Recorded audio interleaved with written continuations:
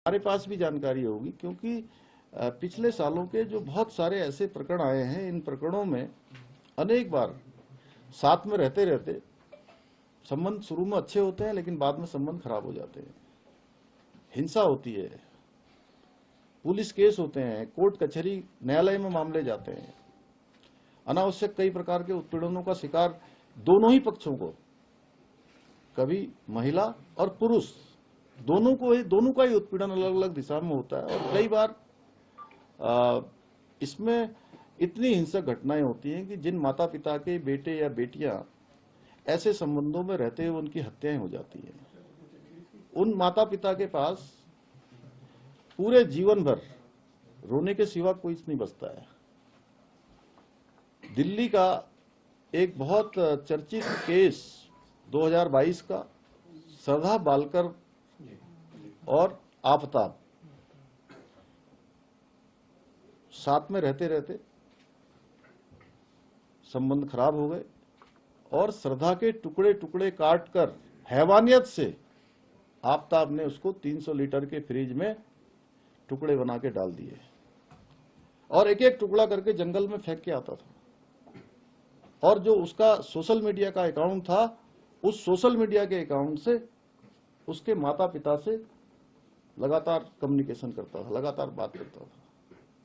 बहुत लंबे समय तक पता ही नहीं लगा कि उनकी बेटी अब इस संसार में नहीं है।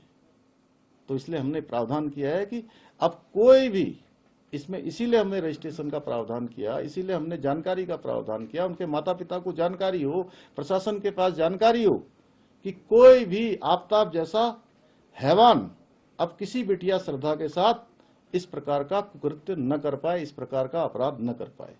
तो इसमें क्या बुराई है। और जब हम ये बना रहे थे तो कांग्रेस पार्टी समेत राज्य के जितने भी राजनीतिक दल हैं, उन सारे राजनीतिक दलों को हमने आमंत्रित किया था कि आप आइए, आपको कोई विचार रखने हैं तो आप अपने विचार दीजिए, आप अपने सुझाव दीजिए।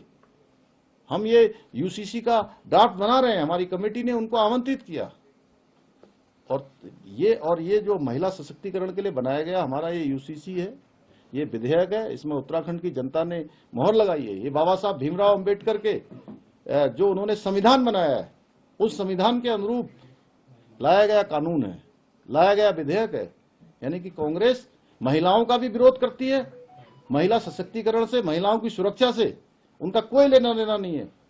वो महिलाओं पर अत्याचार को प्रोत्साहन देना चाहती है, इसलिए इस कानून का विरोध कर रही है। वो बाबा साहब के संविधान को नहीं मानती है, इसलिए जो है इस जो संविधान में अनुच्छेद 44 में जिसका प्रावधान किया गया है उसका विरोध कर रहे हैं लोग।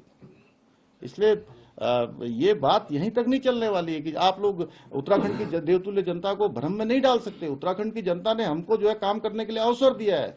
उत्तराखंड के इतिहास में पहली बार उन्होंने एक परिपाटी बदली है, एक मिथक तोड़ा है और लगातार किसी सरकार को दूसरी बार काम करने का अवसर प्रदान किया है।